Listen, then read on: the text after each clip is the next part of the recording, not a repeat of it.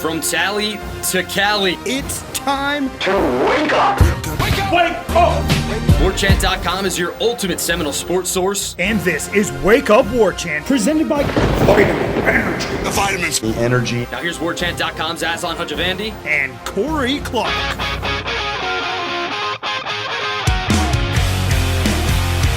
Wake up! It's Wake Up Warchant presented by Vitamin Energy. Coming up on today's show, big mailbag. What to do with the offensive line? Is Mike Norvell at a career crossroads possibly? And we're generating discussion sparked by Cummins. Wake Up Warchant presented by Vitamin Energy. VitaminEnergy.com website. Promo code Warchant BOGO. Warchant BOGO. That's Warchant BOGO. Buy one, get one free. Vitamin Energy. Cranking out great flavors, great varieties, helping you in all aspects of maximizing your potential. Focus, mood, immune, workout, hydration. It's all there. Give it a try. Buy one, get one free when you use the promo code WarchantBOGO over at vitaminenergy.com. Warchant.com, ultimate Seminole sports source. Maybe just hit the thumbs up today. You should subscribe, but, just hit the thumbs up today. I won't push it too hard. Rate and review as well. That'd be super cool as well. Corey, it feels really weird. Like I broke my code. It's been a long time, man. I listened to headlines yesterday. Yeah, I know, because you gave us a hint on a word I couldn't come up with, which was very nice. It was what was it again? Conception. Conceive. Yeah. What did I didn't even remember what I said. Consummate. Yeah. And then impregnate. So that's what they're talking about. If you want to know the context, if you want to know the context, go listen to headlines. But shout out to our dude. I thought I was the best pitch man over at Warchant.com. Listening to Ira's read for Shopify, I'm like, man, we need to get Ira over here to start doing our reads for HelloFresh and Manscaped. Yeah, he's and all blessed. this. He's like Will Arnett with the Reese's. It's just perfect. The voice just got a perfect voice for it. Really enjoyed the show, man. You guys are awesome. It's a gold standard in college football, college sports podcasting, maybe just podcasting in general. I hate to pigeonhole you guys and just say that it's just talking about college football, but lots of good things brought up, and we'll probably talk about some of that here on the show and things of that nature. But how you doing before we get to all that, Corey? How you feeling, man? Everything good? I'm good, buddy. I think, some good news in this cavalcade of horrendous, to make up a word. I know horrendous is probably a word. Brady did pass his driver's test. So he needed a 75, and the Clark kid got a 77. Hey! So just good enough to be on the road, folks. And if you live in the greater Gwinnett County, Georgia area, please be on the lookout. It's a gray Mazda. Just get out of the way and be cautious when you see it coming down the road. So he is still not what I would call a skilled driver, but he's a legal one. So look out, folks. Knock on wood. If he does get in an accident, which all 16-year-olds get into like fender benders, it's just a fender bender. Right. All right, let's jump into this. It's a Renegade Express mailbag show. We're going to effort to do a live show later tonight, and then that's probably going to be curtains for your guys for the week.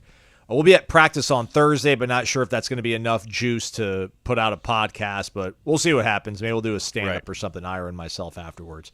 Let's start out with a quick one. Get out the gates. Our guy out there in Dothan, Wiregrass Country, Nolebacks55. Wake up, long time since I've posted. I've taken a step back from my own sanity. Smart. I would like to ask and hear Corey Clark and his thoughts on the 89 team that started out 0-2 with losses to Southern Miss and Clemson. That team finished with 10 straight wins, number 3 in the nation. Does this team have any similarities? Keep on the grind, gentlemen. Only 12 more weeks till the Florida game. Go Noles. Not that I can see. The one thing the 89 team did, man, we are going back 35 years. I am an old person.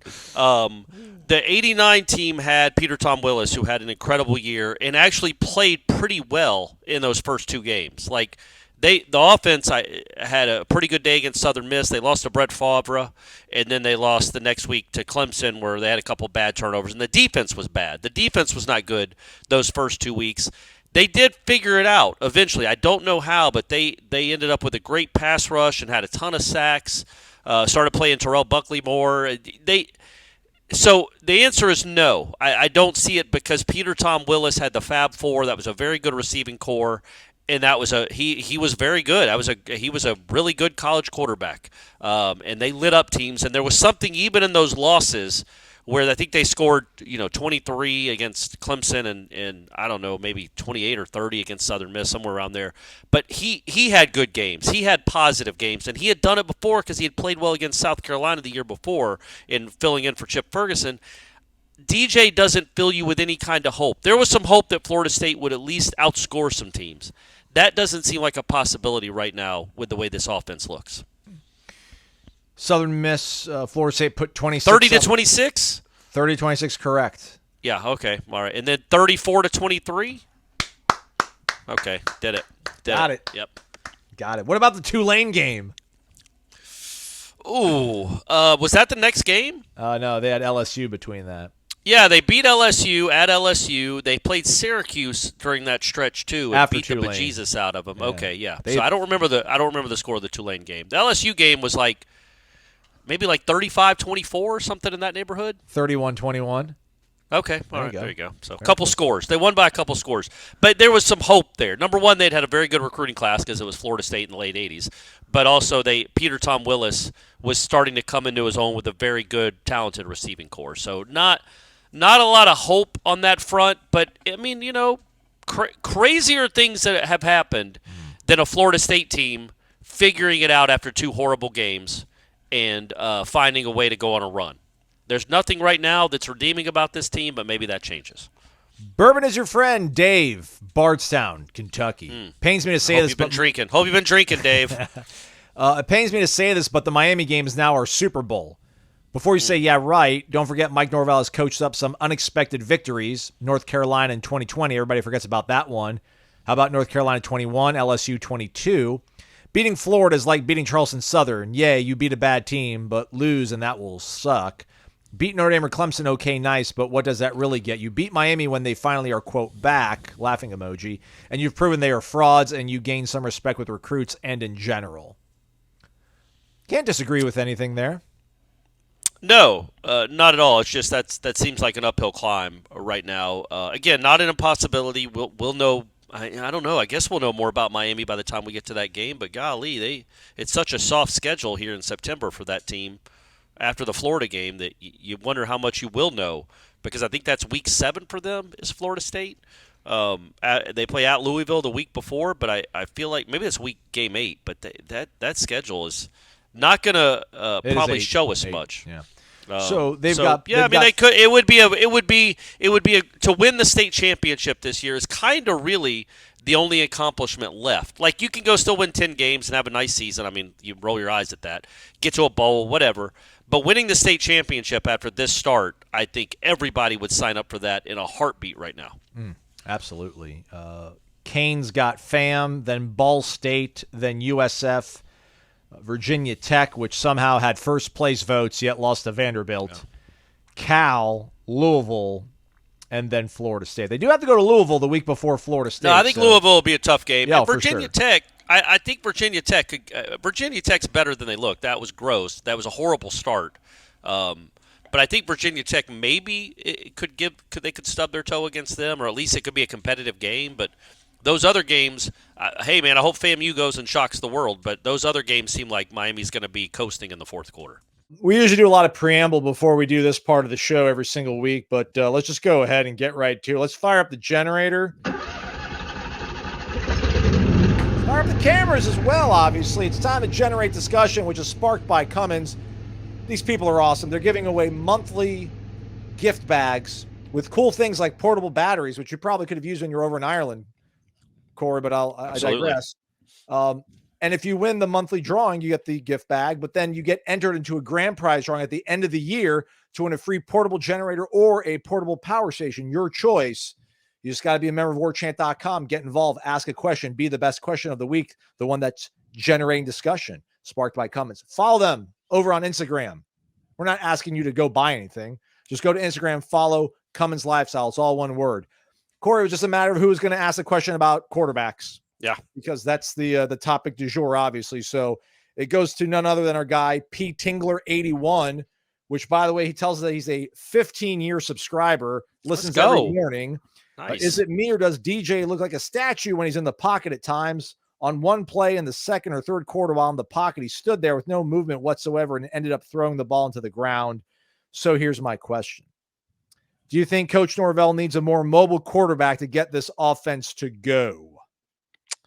My answer to that is an emphatic yes. And it's not that I have not seen, like, I think Brock Glenn, Trevor Jackson is the most mobile.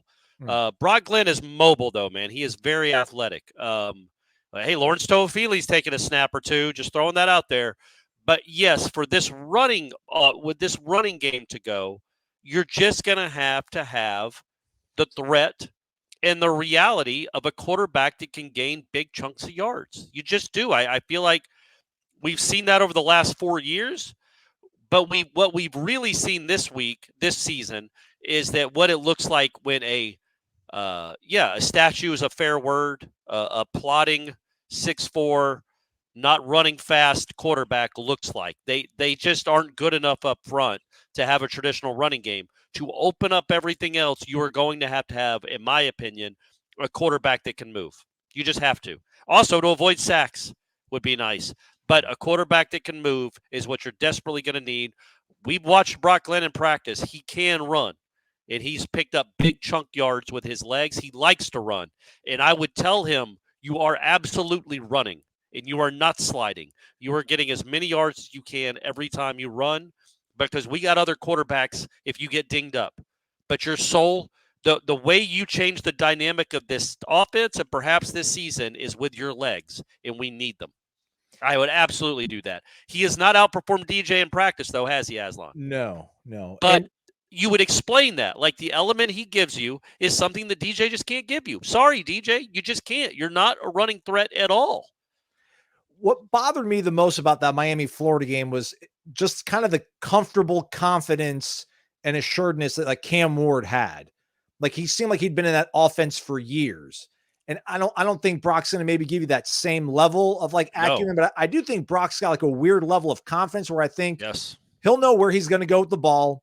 And if it's not there, he immediately is going to bail and try to make something happen. That's his edict. That's how you coach this kid. You don't just coach every quarterback the exact same. You tailor your offense to what your quarterbacks do well. That has not happened with DJ. Do not throw Brock Glenn in there whenever you throw him in there and just run the same offense. You've got to tailor. You've got to give him simple throws. You've got to get him on the edge with run-pass options. You've got to make him keep the ball and pick up some first downs with his feet and get some confidence that way. Do not just have him sit back and throw the ball 41 times, because if you're going to do that, I'd say don't make a quarterback change. But yes, I think, as it's been proven, a running quarterback, the threat of a running quarterback is the only time. Now, it was 2 full seasons. It was 21 and 22. Where this offense has run the ball well. And it ran the ball well for a lot of 21, actually, and it ran the ball really, really well in 2022. Well, it had Jordan Travis back there. Brock Glenn is not Jordan Travis athletically, but he's a lot closer than DJ is. And to be honest with you, I think some of, like, Brock's more memorable plays this preseason, it felt like it was read option stuff where he would keep it. Yeah, and he's gone. Like, he's ripped up the middle for 50 yards, which is kind of an indictment of the defense that you've seen over the last 2 games. But it's also, it shows what he gives you, an element that he gives you that the current starter does not. And just for a change of pace, just to do anything. I don't care if you go on the Wildcat, man. I really don't care if Toafili and make Cam Davis your quarterback. Make Deuce your quarterback.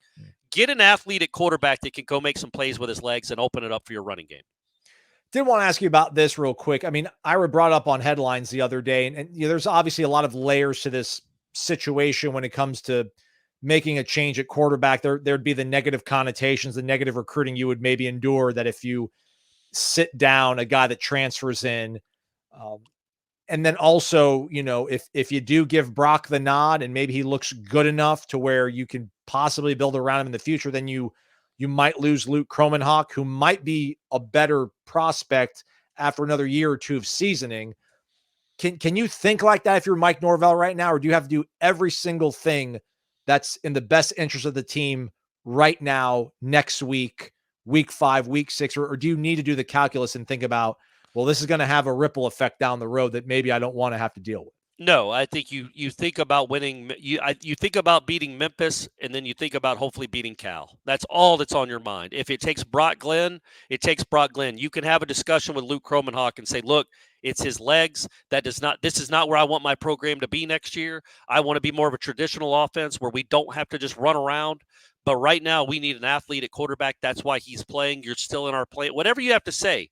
But if Brock Glenn ends up playing well, if he ends up playing and then playing well, that seems like a first world problem. That's not even a problem. That's good. Good, man. Luke, good luck somewhere else if Brock Glenn turns out to be the guy.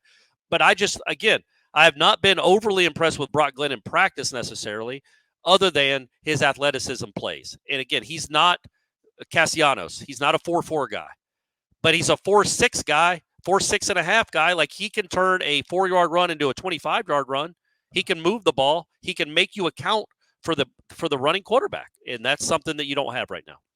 So we can't talk about personnel groupings and things like that. So I don't know. We're gonna have to maybe we'll come up with some sort of nonverbal cue if we do see Brock practicing more this week. I cannot imagine that they're going to go into another game and let it all be DJ, because I just feel like what DJ endured on Monday, he endured multiple years at Clemson and wasn't able to use that and pivot to taking his play to a next level. So how can you, I know you had enough hubris to think that you could bring him in here and program him differently and have him play at a different level. But I just can't imagine that you would have the hubris once again to think that we're going to stick it. We're going to keep doing what we're doing. We're going to trust it.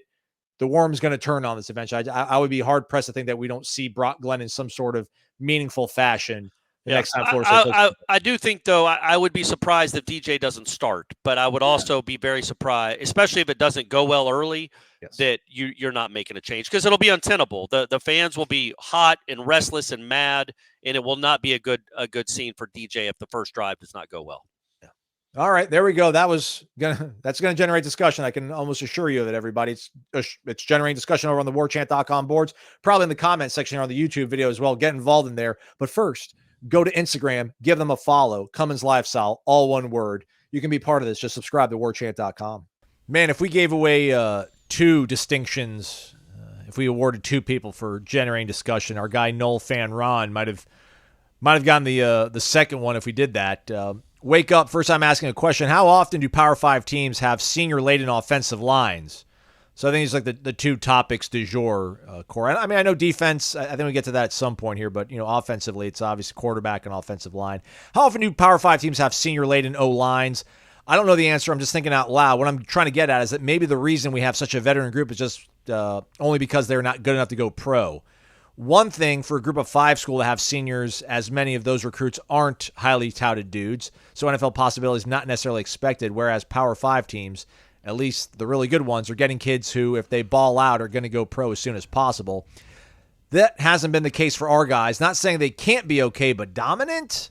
5 question marks? We need to start getting and developing 4 5-star linemen every year to compete with the likes of Georgia. And then also our guy, No Doubt. Right now you're trying to compete with Georgia Tech. Yeah. Honestly, truthfully, you're trying to compete with Georgia Tech. But yes, the sentiment still holds. And then No Dak Noles saying, wake up, first time posting. Thanks for doing that, No Dak. Welcome.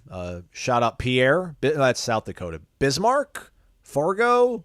Williston? Okay, I think, yeah. Oh, is he in North Dakota or South Dakota? North Dakota. Oh, No cool, Dak. Man. He's been first post, but I've been listening to Wake Up since it started. What do you think Dylan Gibbons meant to this O-line that since he left, the running game has disappeared?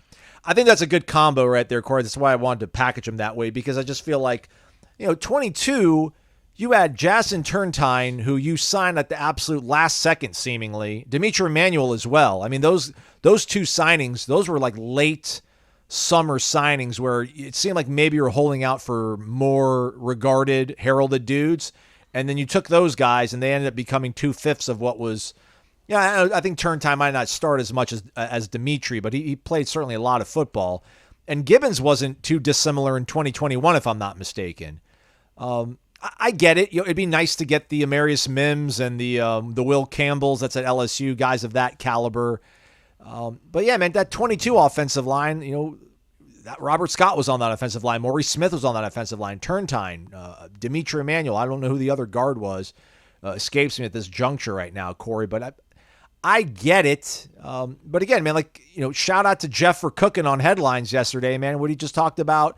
Listen, it's Norvell. It's scouts talking to reporters like Pete Thamel. It's highly regarded head coaches like Nick Saban looked at this team and said really good things about the roster overall, and specifically the offensive line. And I get it. Like, it'd be great if they had a bunch of guys that were 3 and done and then going first, second day in the NFL draft, but I just don't know if that necessarily is a demand or a prerequisite to being able to have a good running game, because we've seen it without those kind of pieces. Yeah, you can still, Clemson won national championships and didn't have NFL offensive linemen and had guys that stayed 3 and 4 years, and they made the playoff. Like, it can be done. Look, Dylan Gibbons, that's a fair question. I've mentioned that. I've joked about it, but it's not really a joke. Like, the last time they were a good running offensive line was when he was here. He is not here anymore. I just think so much of it, man, and I think it's something that obviously I don't know that it can be rectified and corrected in the middle of this season, even with a bye week. But they got to take a long, hard look at can they have and I know we'll talk about this later and we'll talk about it all season. Can this offense, the way it's currently constructed and schemed up with Mike Norvell and Alex Atkins working together, can they move people out of the way and establish any sort of running game if the quarterback is not a running threat? Because my answer to that is no, they cannot. 2022, Jordan Travis was still a running threat, even though he didn't run a lot, because they all saw the tape of 2021 and 2020. He didn't run a ton. He ran, we all remember the Florida game, but he wasn't keeping it a lot. But the threat of him in the backfield was like having 2 running backs back there, and it was hard to deal with, just like you saw Florida State had a hard time these first 2 games dealing with mobile quarterbacks. This offensive line and these running backs are clearly not good enough to be able to move the ball and get first downs if the quarterback is not going to run. If that's not even a threat, they don't have to worry about him pulling it. They don't have to worry about him breaking containment. They can just attack the gaps and attack the running backs. Apparently he got no chance. I agree, though, and I've said it. I think the offensive line, the way you really build and get a great one, is through recruiting and development, not going in the portal. But, I think Maurice Smith's a pretty good player. I thought he was. I mean, Mike Norvell was saying Darius Washington was an All-American. Didn't look like it on Monday. But so that, I guess we take that for face value that the coach says he's really good, so we assume he's really good. But the thing is, he was pretty good last year.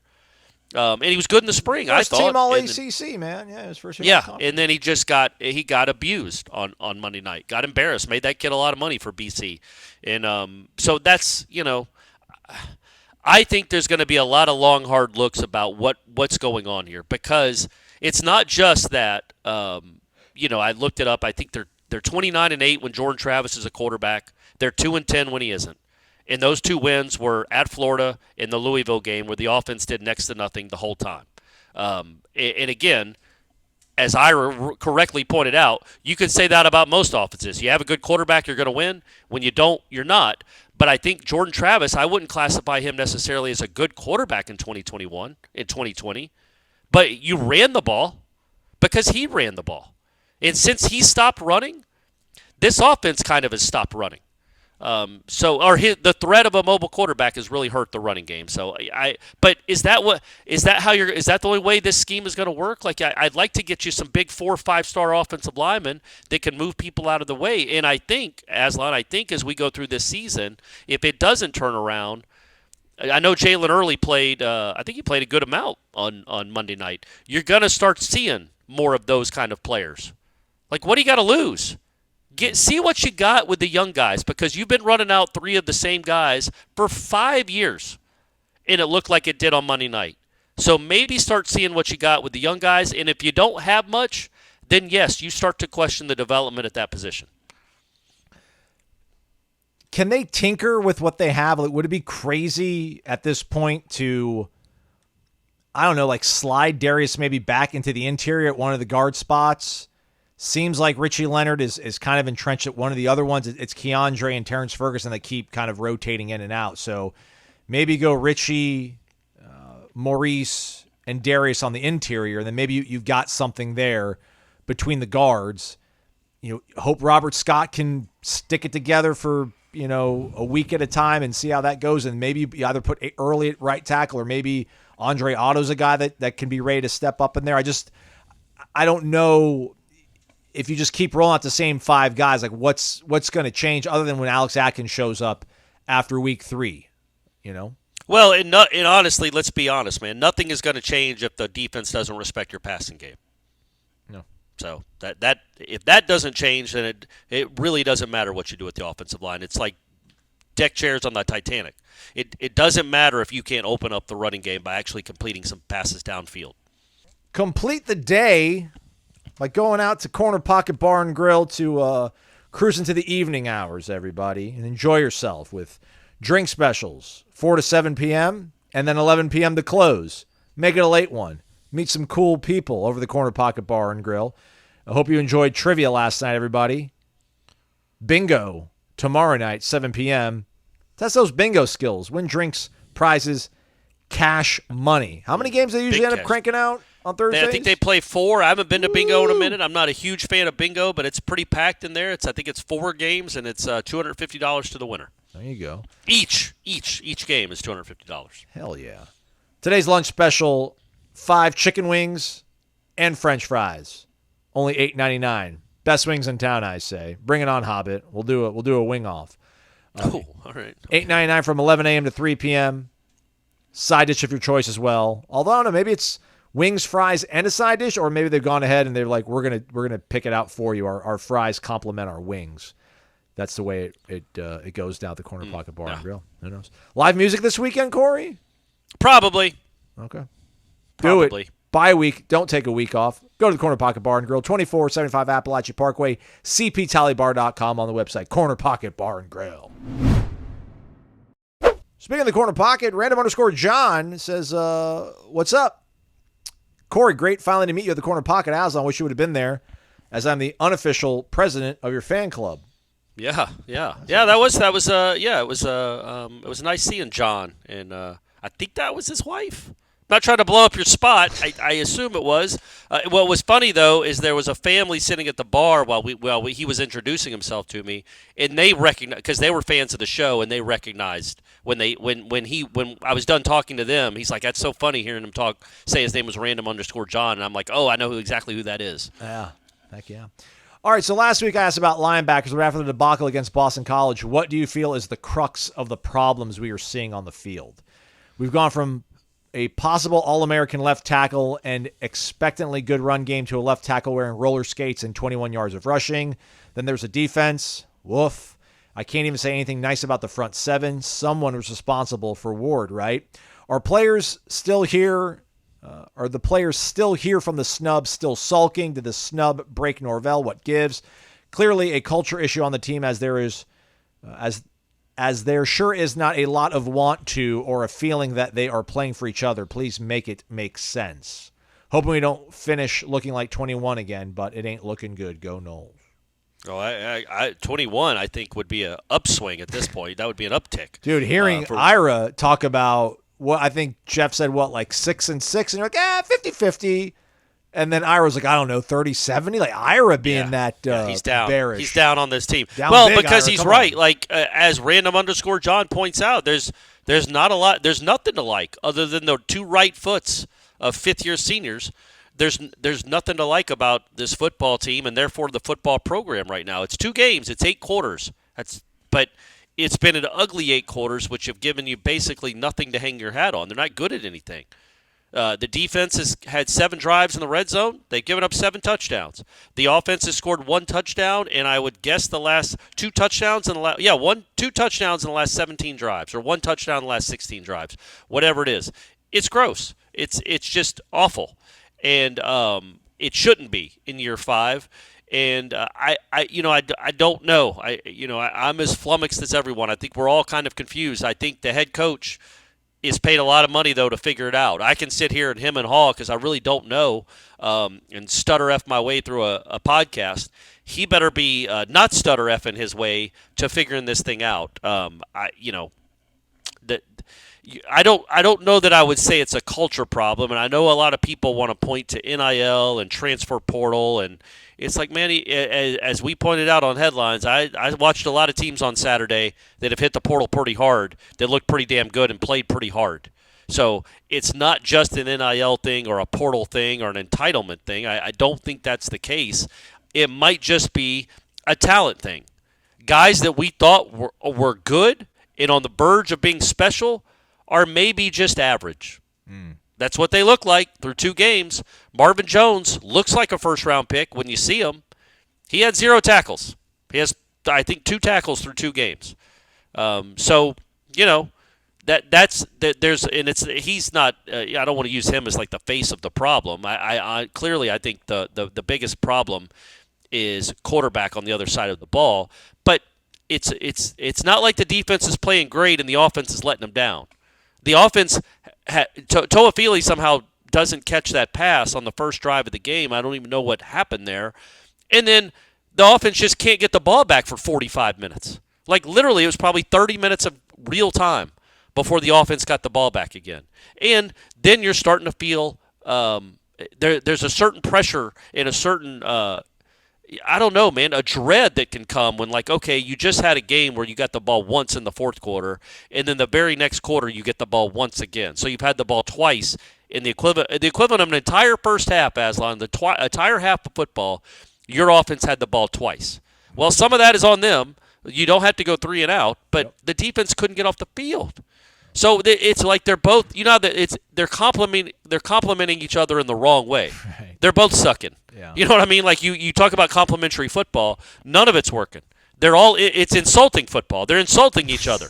They're not complimenting, they're insulting. So yeah, I think the defense hasn't been good. It would be nice when the offense is struggling, the defense could rally up and keep them in the game. It would also be nice if the offense didn't give Boston College the ball at the floor at the defense's 6-yard line with a crazy interception. So there's nothing redeeming, and I don't know.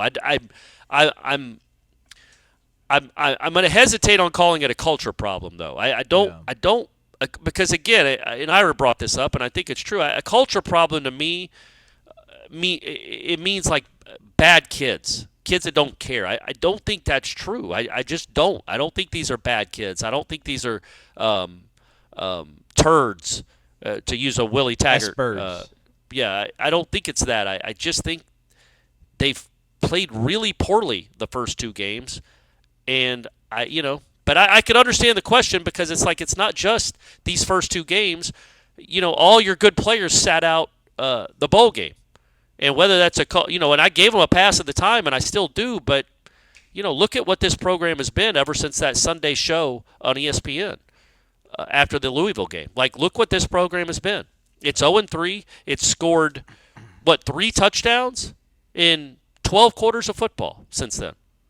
So it has not been good. It has not been enjoyable, and it needs to get turned around quickly.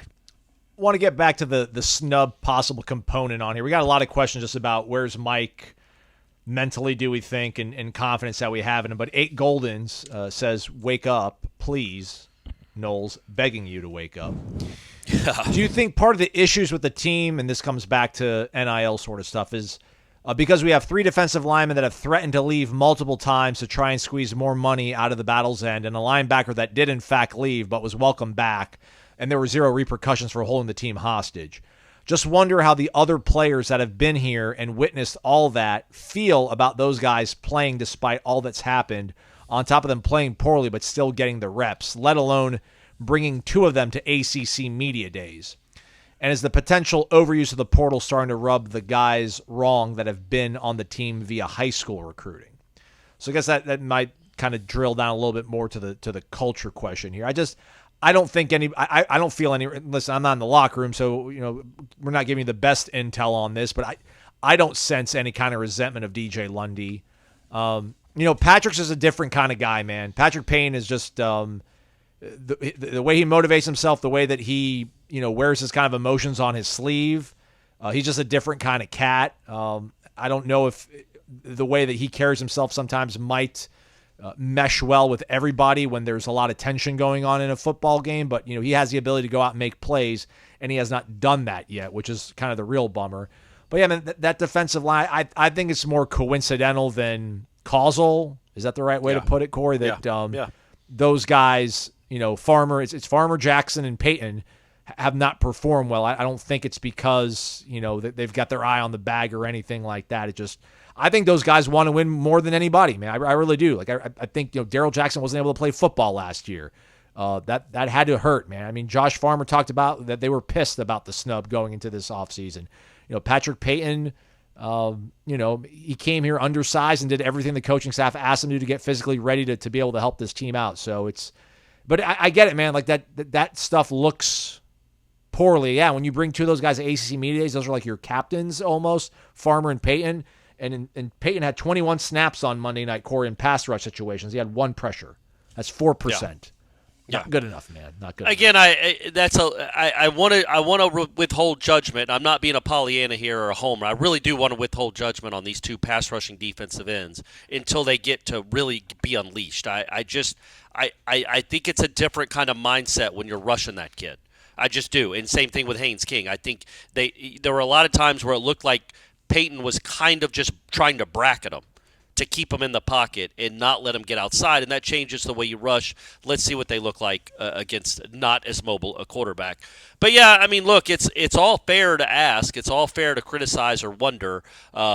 It's certainly, yes, I would say holding hostage or public negotiations are not a great look. Hopefully in the future that will not happen. Because, yeah, I think Peyton did that before the Orange Bowl, right after the Orange Bowl. I don't remember, but he just tweeted, I'm in the portal, or whatever he tweeted, and then he didn't ever leave. I don't even know if he ever entered the portal. But, yeah, Farmer, same thing. I think Farmer's done it a couple of times, and Lundy actually was in the portal. So, yeah, it's fair. It's fair to say, but it just, we're going to look, when you start out 0-2, everything is an issue and everything is a problem. It's not something we were talking about in the middle of August, so I kind of feel bad about talking about it now. It wasn't an issue 2 weeks ago. They're three of your starters. But maybe I don't look out there and say, man, DJ Lundy doesn't play hard. DJ Lundy's just out there for himself. I don't see that. And I would hope all you guys go watch his interview after the game on Monday, because I thought that, Lord knows you all watched the Wake Up, the Warchant rap. Man, I think that's a lot of hate watching. I think that's other fan bases watching us two goofballs try to deal with whatever was going on beside us with the stage building or the pep rally. People got upset. People thought that we were being pompous for like poking fun at those people as though they were some hardworking bunch that had been there for 15 hours when all they were doing was pretty much playing grab ass for 20 minutes and doing nothing. They literally were doing nothing. It was 20 people standing around whatever that stage prop thing was. Yeah. But it's fine. They're allowed to do it. We're going to set up somewhere else differently next year. It's fine. No big deal, but we're allowed to poke fun at them because they clearly didn't care. But yeah, so I don't look at DJ Lundy as a person that's not I don't know, man, not a team player, not a leader. He sure sounds like a leader. He's not great though, right? Like, again, the point you brought up maybe last show is like, it's easy to be led when your best players are your leaders. You're being led by a first round pick and a second round pick and another second round pick and another second round pick. Like, that's easy to be led by those guys. Well, DJ Lundy's not going to be, this isn't breaking news. He's not going to be a second-day pick. I don't know if those two defensive ends will be either at this point. So I think it's more along the lines of you just lost, you haven't replicated the talent, more so than these guys are kind of in it for themselves, or they're not true Seminoles, or however we want to phrase it. It's too early for me to say that. But I understand the concern, and I get it. It's a fair question. I just don't know that I completely buy into that, because I don't watch those guys play and think they're not playing hard. I just don't. I thought Peyton had some nice plays. He had some nice moments. He made some good reads on and took some throwing lanes and throwing angles away from Castellanos. Like, he clearly read the scouting report and knew where he was supposed to be multiple times. It just, he hasn't been very good through 2 games. Florida State is number 1. Not even ranked anymore, man. We jumped back, man. We jumped back to 2018. It's crazy. We leapt back into 2018 somehow. Yeah, 21, yeah. I feel like it's 18, though, right? Because at least 21, you're like, okay, well, the quarterback is fun to watch because he can run around and make some plays after he started playing. Right. You're like, okay, well that looks pretty good. Like you had what is he, a sophomore quarterback at the time? This feels like 18, where you've got a veteran quarterback, an offensive line that can't block for him, and a defense that doesn't really get in the way of anyone. But it's 2 games, everyone. It's 2 games. They're about to turn it around. But yeah, and then real quick, just to wrap up from random_John, I don't even know, like, how would the snub, again, we'll talk a little bit about maybe how things are affecting Mike this offseason and where we're at now. I mean, I agree with Ira. I think Ira was talking about, maybe you could see the coaching staff being affected by the snub. I don't know how it would affect the players necessarily, because, I mean, not a lot of these guys, they helped, they contributed, but it wasn't like they were key members of a team that went 13-0 and all their hard work kind of went by the wayside. If anything, it's almost like you feel like they have like an obligation. Maybe they're trying too hard. I don't know, but like maybe they have. I feel like if anything, they have like this belief that like I need to rectify what happened last year. We need to make this team not skip a single beat and prove to everybody that we are a great team, that we are a great program, and no matter who we lost, we're going to be able to reload because we're Florida State. I don't see how the snub is affecting Shaheem and Fentrell not communicating right and handing guys off, and for Josh Farmer to over pursue and, just things of that nature. I don't know how the snub can manifest itself into them looking like this. One of I thought would be the strength of this team and kind of the uniqueness of this team is you had some veterans, but most of this team, although we thought they were better than they clearly are, golly, Clark with the clearly. Stop it. They should be hungry. Because, yeah, you're right. DJ Lundy was like second or third on the team in tackles last year. Patrick Payton played a lot. Josh Farmer played a lot. Azarie was the third-string corner. Fentrell played a lot. Shaheem. But it's not like they were stars, any of these people that I'm talking about. None of them were stars. They were trying to they're supposed to be trying to make a name for themselves. Like, look, we're the next batch. So none of them should be resting on laurels. And I don't think any of them would have some hangover or carryover from that game. I think the only time that snub affected the Florida State football team on the field is obviously the Orange Bowl. Not clearly, obviously the Orange Bowl. Other than that, I don't think 9 months later. It just feels like there is a. I mean, Farmer did say it at ACC kickoff, but that didn't strike me as like. But I think he meant it as like it was motivation. Like we're not going to let him rob us this year. Yeah. But I don't think he has to worry about that now. But I think that if anything, it would be motivation. I just think there's since that day, other than draft day, where the draft weekend, which is a great weekend for Florida State football, it kind of feels like there's just kind of a. I don't know, man, a dark cloud over this program. The sun needs to break through, man. You've had nothing but misery ever since that Sunday afternoon ESPN show. Nothing. The Orange Bowl was a disgrace. It shouldn't have even been played. And then you've lost 2 games to 2 teams you're worlds better than or have more talent than. You're not worlds better than, but you have more talent than. And there's just been nothing. There's just been nothing to hold on to and nothing to feel good about this program for the last 9 months, other than that weekend where you had 10 guys drafted. Florida State is number 1. Can Florida State field a respectable team at some point this year? How long will it take for FSU to be competitive against the national powers, Bama, Georgia, Ohio State, etc.? If Norvell chooses to clean house with the staff, is FSU an attractive job? Would the attractiveness fade if he has to clean house? How does the whole process even work out? I imagine you have to put feelers out there for potential candidates. Our guy also, Cody, Florida 1992, was also asking, do we need to look at having a real offensive coordinator? Not only has Atkins not developed any of these linemen, he doesn't contribute anything to the play calling. Have we overrated Mike as an offensive genius? Offenses have been abysmal with every quarterback not named Jordan Travis. Let's go one thing at a time, I guess, even though I kind of try to combine those. I was going to say, which one do we go? Which one do we pick? I mean, listen, next year they could be respectable, right? I mean, if they evaluate, if they get the right guys, I mean, look, I don't want to say that they erred in not getting Cam Ward. That was just a weird situation. He wanted to go wherever, but then he apparently balked and said, I'll go to the NFL draft. And then Miami did whatever they had to do to change his mind on that. But if there's another great quarterback in the portal, or let's say Brock Glenn ends up starting a game at some point this season and looks really great, you're only one season away. It feels like with the way the portal is. I know people are probably throwing stuff at their screen or whatever. Like, Aslan, I'm sick of haven't you seen the portal is not sustainable? You need to recruit elite high school kids. Yeah, man, but like Jared Verse, again, like these guys, Fisk, I know he was a 1-year guy. Some of these guys you had in your program for 2 years and it paid dividends. I just don't think in this day and age with the portal, man, I just don't think you're ever more than one season away from being, respectable, if you will. Man, who is the favorite right now in most people's minds to win the ACC? Is that right rhetorical? Now? Miami or Clemson, I guess? I mean, really, I would say Miami. Yeah. Easily Miami. What was their record last year? 6-7, I think, maybe. Right. That, yeah. Right. What changed? So it can flip that quickly.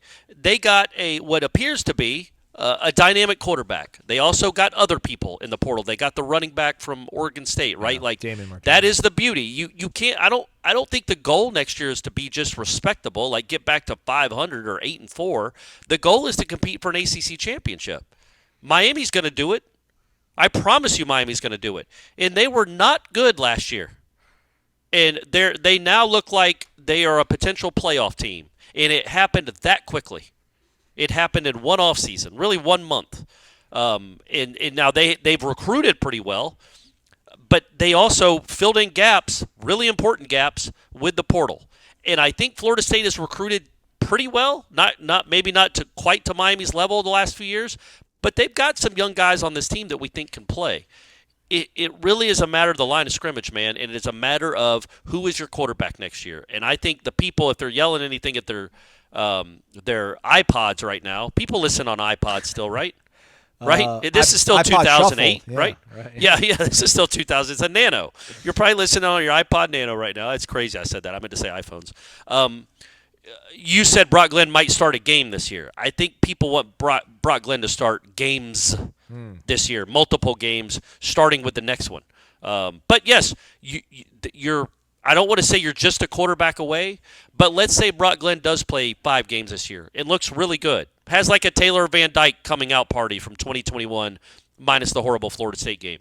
Well, not only do you feel good going into next season, like we might have a real one. You might have an NFL quarterback on your hands here, but it also makes you more attractive to skill guys that want to go play. But I think going to the next question, I think it's very fair to start criticizing Mike Norvell's offense. Very fair, because it was not good at the end of last year, even when he had the weapons.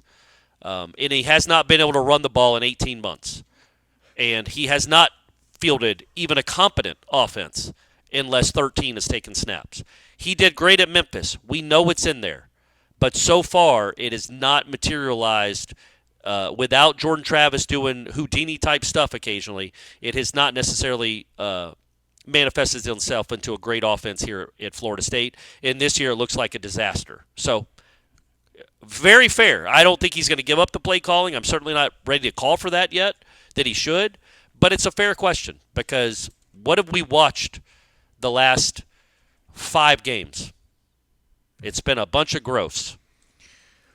Island Chief, wake up, guys. I want to apologize for any questions I have posed regarding scheme, personnel, or outcomes. Very out of touch. Oh, wait, hold on one second. I did want to. So, what do you think about changing coaches, replacing the staff? Because if they fall off a cliff this year and go 3-9, it's all on the table, right? Yeah. I think so. I think it's all on the table, and he might have to make, I think he needs to make some difficult decisions after this season if it continues to play out this way. Yeah, there was another question about that, but maybe I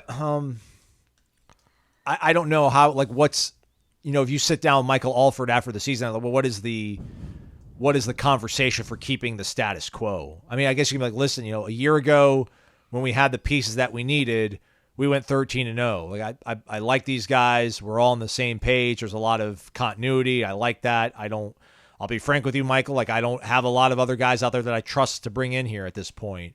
But if you go 5-7, I mean, even if you go 7-6, 8-5, like, what is, the battle's end? There's only so much money out there. This isn't a.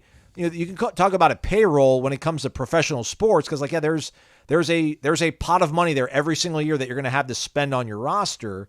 Man, this isn't like a perpetuity kind of slush fund. I mean, this is like somebody that's stepped up graciously to help fund this team going forward, and there's been a lot of like grassroots help to try to add to that pot. But man, it's a whale, man. It's not the minnows that are helping move this thing forward. And like, I don't know how many times can you go to this family and have them, start cutting checks for players. And it feels like you probably would have to start looking at changing some stuff on your staff. I don't know about like giving away play calling duties. That was one of the things my brother's like, he's got to get hands off on the offense. He's got to focus on managing the game, managing the roster. But I don't know how easy that's going to be for him. I don't think he's stubborn to Jimbo to where he won't give it up. I think he would let everything be on the table, but I don't know, like how good would you feel, Cor, if they do go 7-5 this year? Or let's say 8-4. Let's say they go 9-4. They're 8-4 and they win their bowl game. That feels like best case almost at this situation.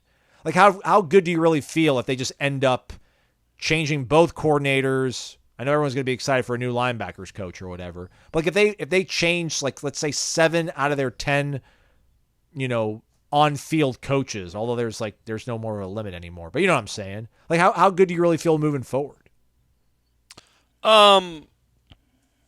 Yeah, man, I think so much of it is talent acquisition. I don't doubt, I don't doubt the ability of these coaches to know ball. I don't doubt their ability to communicate that well. I mean, it is the same coaching staff that just went 13-0, and now they had a lot of good players, but they weren't. 2019 LSU, they weren't incredible. They didn't all have guys. They didn't have 7 guys get drafted in the first round. So I do think that these guys have proven they can coach, but it's talent acquisition, man. And how is that going to happen?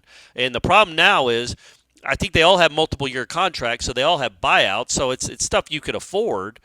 But okay, go get it. Bring Jeremy used to be back home. Well, right, but it used to be like, okay, you want to get rid of Randy Shannon because the linebackers have been, let's say, subpar the first two games of the season. That's fair. You're going to pay him $700,000 to not coach. You're going to get someone, and usually, I mean, teaching line. I'm not dismissing how important it is to teach linebackers schemes and get them in the right place and get the right guys, but so much of it now is getting the right guys. And are we still in the era where we call guys closers in recruiting circles? Right. Is that still a thing? Like, did Ron Dugans just not close Jeremiah Smith? Is that what it was? Or was it maybe that Ohio State broke the bank for him? Or he saw, he probably believed in the Ohio State offense more than he did the Florida State. There's a lot of factors, but I don't. So I'm not saying there shouldn't be changes. In fact, there has to be. There has to be some accountability if the defense, if everything continues to look like this, but it's going to cost you. And I'm of the opinion, I think right now they're paying, I just totaled it up, I think they're probably paying their assistants in the neighborhood of $8.5 million a year to go along with the 10 they're paying their head coach. I would go higher like the whoever the best FCS coaching staff is. Whoever has the best FCS coaching staff. Go hire those North 8 Dakota, guys. Get North Dakota State's staff. 10 guys, tell them you're paying them all $150,000 each, and then there you go. You got $7 million to spend. And tell them you'll make it up to them on the back end if they start winning some games. It gets to that point, right? Like it's almost like we've got to change our whole way of thinking when it comes to this sometimes. It's like it used to be we've got to keep the staff intact. We want to keep this thing going. We got to keep the staff intact. So all these coaches are going to get pay raises. Well, it's at the expense of what now? It used to be it wasn't at the expense of building a roster. Well, now it can be, essentially. There is not an infinite amount of money. So anyway, that's just my thought. I would stop the construction on the stadium. I would stop the construction on the football facility, and I would funnel all my money into roster building. Yeah, I was big into the football-only facility, and that feels like you're late to the party, like in the 2008 real estate bubble. It's just like, oh, my friend has a friend who bought a couple townhouses in the middle of nowhere in suburban Tampa, and like he's killing it. And it's like, well, it's not going to work out, man. You're late to the party on this one. And right. It's like, we'll build this thing, and that money would probably be earmarked for something a little bit better. Last kind of question on. Well, we got some other Norvells to get to before we step aside for a quick break. But Blue Noles said, hey, guys, do you think Norvell is going through an existential coaching crisis? We all come to these times in our lives where we get blindsided and have to reevaluate everything we think we've known about ourselves. I think in the offseason he genuinely liked what he saw with the trenches and the running game, but to have been so terribly mistaken about it all has to have him questioning everything he thought he knew about coaching. I think this can go two ways. He can be stubborn, refuse to change, burn out like Jimbo, or transform himself, make necessary changes within himself and the team, and rise from the ashes like a phoenix. I think he'll do the latter, learn from these lessons, and resurrect FSU football to its rightful place among the college football elite. What say you? I definitely think he's doing some serious self-reflection, because I think he's more stunned than anyone. Because I don't think a coach that thinks this was even a possibility says some of the stuff he said in the preseason and the offseason. Like, he really expected this to be a top 10-ish team. He said it was the best offensive line he'd ever had. So yes, I think he is questioning what in the world's going wrong. What have I missed? And how do I fix it? And I don't think you can never say never. He just doesn't strike me as a burnout candidate or a guy that I think he's highly competitive. I think he's embarrassed. And I'm really interested in how he fixes this, because this is different than the first rebuild. He was taking a terrible program and slowly building. Well, he just was 13-0, and now he looks like one of the worst teams in the Power 5 in the blink of an eye in 9 months. So so this is a different kind of rebuild, and it's crazy that I'm even using that word. But it certainly appears that that's where we are. Again, 2 games, we'll see. Maybe just a bad start, but man. So I'm really interested in how he handles this. But I do not think he will be stubborn. I do not think he's going to be like, these are my guys I'm riding with, as far as a coaching staff or as far as even an offensive scheme. I think he will be open to new and fresh ideas if he thinks they're going to give him a chance to win. And I also think that means he is very open to doing something different at quarterback. But doesn't this all come back to talent acquisition, like you said, Corey? And the Battle's End was on the cutting edge of all this, like in terms of just coordinating, mobilizing, executing a vision. Ole Miss is caught up. Ohio State is clearly caught up. Texas has a very robust program now. When it comes, like all these programs that care about football just as much as Florida State now all have the same kind of apparatus. So I don't know if you're going to be able to clean house and have a year where you get a Keon Coleman and a Fisk in the same year, and you're able to hold on to Jordan. Because, I don't think he gave you a hometown discount, but he obviously has an affinity for this university. Like, you held on to Trey. Yeah. You held on to Jared Verse. Like, the special way that all those stars line up. And listen, again, I believe the portal can be a huge part of how you build a winning roster, but maybe I am over kind of valuing just how much it can be. But, if you're not going to be able to do crazy overspending things like Miami, which I think you might just have like one shot at it. Like Miami's got this one season here where they went and got Damian Martinez. They went and got Cam Ward. They went and got the Sam Brown, I think, from Houston. They went and got like all these pieces to try to like prop things up and build momentum. They got a pass rusher too, a good pass rusher. Yeah, Tyler maybe Barron. From Tennessee. Yeah, Tyler Barron. So I just wonder, this ultimately just comes down to like, he obviously can evaluate talent good. He did with all those guys that he got, but this batch of transfers it's so off the mark almost that it kind of washes away the goodwill of you thinking like, yeah, man, he was able to pull a Trey Benson and a Johnny Wilson out of purgatory and then turn them into NFL, players. That's like the concerning thing, is that somehow they went and got all these pieces. And listen, man, like Battle's End and all you people stepped up to be able to get all these pieces they went and got. But man, now it looks like this was like just kind of done in haste. Like we need a receiver. Let's just go get this guy. We have some familiarity. Like they were familiar with Malik Benson as a JUCO prospect, which I get that. That's fair. But man, he didn't do a lot at Alabama. So like, why was that a priority to go get? Because it's just that's my concern, is that I just thought he was bulletproof almost when it came to evaluating talent. That's the way I felt about Jimbo for a long time. And then when you see like that not work out, and it's only been 1 year and it's not even a full year yet, so who knows? Like that's what hurts the most when you kind of value your head coach. And then that's my biggest concern right now. It just seeming like they missed on a lot of important players.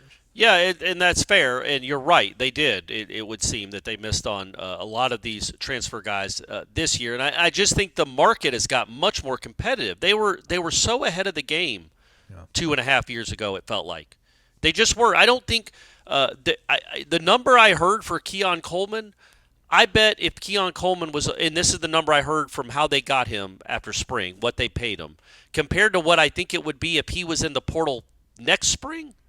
Like, I just think the money has tripled or quadrupled or quintupled. Like, it's gotten so much more that, yes, now the SEC has caught on. The Big Ten has caught on. And that's why another reason why you desperately need to get into one of these big money conferences. So you then can compete with the likes of Georgia, who has more money to spend than you do, and Ohio State, who has much more money to spend. If you're on an even playing field with those types of programs, well, then, yeah, you're going to compete with them.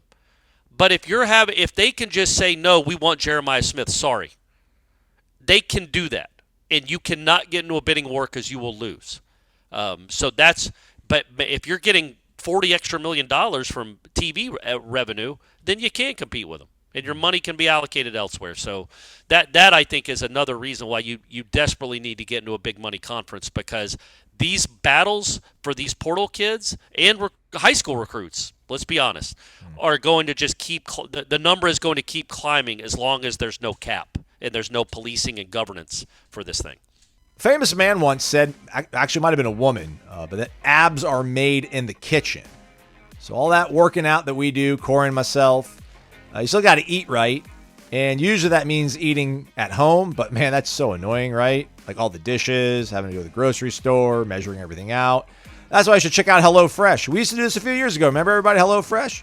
Go to HelloFresh.com/free warchant for an offer for 10 free meals, free shipping, and free breakfast for life? ? But this stuff was great. There's literally recipes that they sent me 2-3 years ago that I still use at home, but it doesn't quite hit the same. Some of these spices they use are proprietary, and people on the internet try to match it, but they fall short of the glory of HelloFresh. But these meals show up like properly packed in dry ice. Everything is pretty much proportioned out, so like it helps out with the entire measuring and like utensil usage. Like everything's pretty much ready to go. You just either throw it in the pan, throw it in a bowl, and it lessens the load, because like I don't really mind cooking at home. I just hate doing dishes. I found out HelloFresh gave me delicious meals and also lessened the dishwashing aspect component, because I don't have anybody to help me out with that stuff. So womp womp for Aslan. Check out HelloFresh. Again, HelloFresh.com/free warchant for an awesome introductory offer. All right, let's get to the rest of these. Winkles, wake up? ? Can someone wake up the team ? How do you spell terrible? Oh, come on, Winkles. Don't be that way. This team doesn't look like they want to play or be at the game. How does that get fixed? Go back. Let's go to UNF. Let's run it back. Let's do another weekend out there. Let's build this camaraderie and play for each other once again. Or maybe they should just go to Thomasville and do some. Or they went to Bainbridge. Or Cairo. I think. Right? They could go to Cairo. Yeah. Cairo's nice. The syrup makers. I think so much of that. I don't disagree. I think so much of it. I think, and it's not. It definitely isn't fair to say, because the defense was not good before the offense started sucking on Monday night. But when you get bad quarterback play and it drains the crowd, I know we want them to be independent of each other, but it affects the defense when the offense isn't doing well. Like I talked about the Clemson game with Georgia. It is absolutely going to affect the defense, and I just think you lose some spirit and you lose some belief when you don't think the offense can go score because you don't think the quarterback can make a throw. And could just be one horrible game and one average game, or he just might not be any good. But I do think that plays a role in it. I agree, though. I don't like the fact that Boston College and Georgia Tech, when they get inside the 10-yard line, they just rammed it down your throat. Just moved you out of the way, even when you had 12 guys on the field. Meanwhile, when you get inside the 10-yard line, you call 6 straight passes and go 0 for 5 with a sack. The toughest team on the field each of the first 2 games has not been yours. The most physical team has not been yours, and that's what you preach. And it has not been yours. So that is where I think Mike Norvell really starts to look at what happened. What happened? Why is my team why is my team getting out toughed? Badly, embarrassingly so. Why does Boston College have 3 guys that ran for over 70 yards, and we barely run for that in 2 whole games? So I all that stuff is where he's got to figure out. He's got to find a way to instill some toughness in this team. I don't know how you do it in September, but something has to change, even if it means playing younger guys that are hungry, that are fresher. I don't know. No. Just have guys that play fast and physical. Just try it. Yeah, get a personal foul, but not a dumb one. Get a personal foul because you're too aggressive. Right. You don't mind those every now and again. Over-aggression is so much better than what we've seen the first 2 weeks. Do you have any idea, like Jeff was talking about in headlines, like they've got younger athletic guys that it might be time to try to give them a shot? Is it like a position or like names that come? Because that's the thing, man. I don't even know if you do some sort of youth movement. And I don't even know how really authentic a youth movement is in this day and age because you can just go to I the was just portal and talking bring honestly about, receivers, sure, but the offensive line at some point. Just see what you got. See what you need for next season. I think that we are heading towards a autumn where you are just going to try to figure out which of your guys can play in 2025. Because this season very quickly is going to turn in getting ready for 2025 and figuring out what you need. And so that's where I think you start playing. It could be a youth movement other places, sure. But I think by and large it's going to be – because you already play in your young linebackers. Yep. You just hope they get some experience and get better. They will get experience. You just hope they get better. But, yeah, see, tight end, offensive line, receiver perhaps, and quarterback probably. Island Chief, wake up, guys. I want to apologize for any question I've posed regarding scheme, personnel, or outcomes. Very out of touch. Said that earlier in the show. I hope I didn't say anything critical about your question asking, Island Chief. We appreciate you being here every week, man. So pull up a chair, get comfortable. My bad if I said something rude. His question now, is this a glitch in the Matrix? Yeah, man, that's the $1 million question or the $80 million question or however much you've guaranteed this head coach. Listen, that's the thing too, Corey. You talk about them not being tough, them not being physical. They're not doing anything different in practice, really. Like the only thing I can think about is, I think maybe on Wednesdays, like during period 4, they would roll out those donuts, like these big, like 5-foot tall donuts, and they would roll them, and then the defense of the defenders would, charge at it and wrap it up and hit it and take it to the ground. But you weren't hitting a sled, you weren't hitting another guy, but like that was actually working on, charging, striking, and pulling an object, an inanimate object almost down to the ground. Like now during period 4, they're doing that, they're just running at those dummies. Like there's 5 guys on their belly. Fuller blows the whistle. They jump up and then they run at a specific tackling dummy and hit it to try to create a fumble. But then the ball spits 15 yards down the field and you're running into your own teammate trying to pull up the ball. So, maybe they need to get back to focusing on those tackling kind of drills as opposed to takeaway drills. But there's nothing that I've seen where I'm like, oh, they're taking the easy way out or they're cutting corners versus what they've done the last 4 years that we've watched practice. Yeah, it's the same way. They practice the exact same. So we can't criticize the way they practice now because it worked and won them 19 straight games. I would say one of the differences though is you were practicing with guys at linebacker that had played a bunch of football and had made a bunch of tackles, and you didn't really need to work on their tackling necessarily. They were veterans. They knew what they were doing. You had freaks on the defensive line that you knew come game time they were going to be difference makers. None of the guys you have on this current roster do. You didn't know that. And the linebackers and safeties need help making tackles, and they don't get any chance to practice tackling. And the reason I bring that up is not a criticism of how they're practicing now, but a prediction that does change once they add 20 extra scholarship players. Once they go to 105, I'm telling you, if I'm Mike Norvell, I am not trying to necessarily go get the 20 best players I can because you're already going to be signing 25 guys. I'm going to sign at least 10 of those dudes that understand they are tackling dummies. They get to be Florida State scholarship football players. That is awesome. But they are going to earn that scholarship. And maybe they end up being awesome and starting and playing. You're going to have 105 guys on your team. 80% of them aren't starting. 50% of them probably won't ever play unless things go badly or you're up by 50 points. So with that in mind, they get rocked in practice. You have to bring some physicality. Shaheem Brown, Conrad Hussey, Blake Nicholson, Justin Cryer, and the like all need to practice tackling. And I know that you had an offer to go play at Ball State. You are currently the Florida State sixth-string running back, and you are going to wear some tackles. But I just think, but I don't think that's just a Florida State prediction to happen at Florida State. I think that will happen much more all over college football. I think they are going to have tackling will maybe come back when you add 20 extra guys and you add that kind of depth to a roster. I think you add more physical practices all around, not just at Florida State. I think that happens. Last one, Bradley Moss, wake up. Do you think Coach Norvell, as well as other coaches' messaging, is getting stale, similar towards the end of the Jimbo era? Talent is definitely not at the level it was last year, but there still is talent on this team. Just trying to find an explanation on why they are playing so poorly and undisciplined. I was just going to say real quick, yeah. What do you think their record would be right now, Aslan, if Jordan Travis had gotten a sixth year or a seventh year? 2-0. Right, probably, right? Yeah.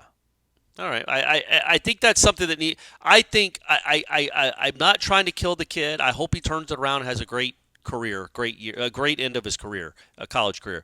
But the quarterback play, it's almost hard to judge. I do not think that the message has gotten stale. No. I do not think that. I think the offense is bad.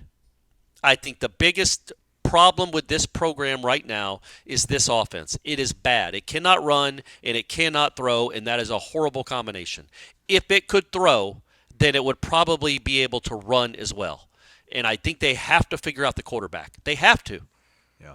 It's kind of crazy that they got Jordan Travis for 5 years and then they didn't have any real plan for him, for the program after he was gone, and they had to go get DJ. They had guys leave and guys that didn't pan out, and they didn't believe, I guess, and they obviously didn't believe in Tate Rodemaker, but they didn't believe Brock Glenn was going to be ready. So, they had chances to stock the QB room with guys that could actually play, that could have learned under Jordan Travis. They didn't get that chance. So that, I think, is the biggest issue. I really do. I think if you got good quarterback play, it could mask some things. But I just don't think the message is stale. I just think the offense is bad. I really do. And I think the defense isn't as talented as we thought, obviously. What would the record have been for 2023 Florida State and 2013 Florida State if they had 2009 Bobby Bowden as the head coach? I'm not saying 2013 maybe they lose Auburn. Maybe they lose a game or two last year, but just kind of getting to the point of it's just it's the talent, man. It's what they've had in these great seasons of yesteryear, man. They do not have that right now.